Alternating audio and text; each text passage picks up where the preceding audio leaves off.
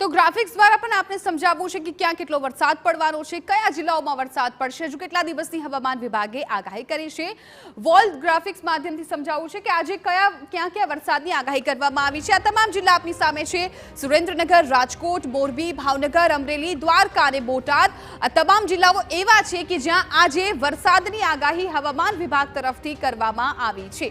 એટલે આ તમામ વિસ્તારમાં સાવચેતી રાખવી ખૂબ જરૂરી છે। ખાસ કરીને ખેડૂતો પોતાનો જે પાક છે એ સાચવીને રાખે જરૂરી બની રહેશે। આ સિવાય સાબરકાંઠા, બનાસકાંઠા, પાટણ, મહેસાણા અને અરવલ્લી આ જિલ્લાઓ પણ આજે વરસાદની આગાહી હવામાન વિભાગ દ્વારા કરવામાં આવી છે।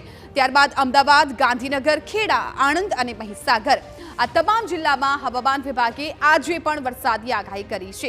ગઈકાલે પણ કમોસમી વરસાદ આ તમામ જિલ્લાઓમાં વરસી ચૂક્યો છે, ત્યારે આજે ફરી એકવાર હવામાન વિભાગે આ તમામ જિલ્લામાં માવઠું પડવાની શક્યતા વ્યક્ત કરી છે। દાહોદ, વડોદરા, છોટાઉદેપુર, ભરૂચ અને નર્મદા આ જિલ્લાનો પણ અહીંયા સમાવેશ થાય છે। અહીંયા પણ માવઠું પડી શકે છે, એટલે ખાસ કરીને ખેડૂતોને ફરી એકવાર ચિંતાનો સમય છે એ આવી ગયો છે, કેમ કે કમોસમી વરસાદ પડતા તેમના જે પાક છે એને મોટા પ્રમાણમાં નુકસાન જશે તેવી ખેડૂતોને ભીતિ છે એ સતાવી રહી છે।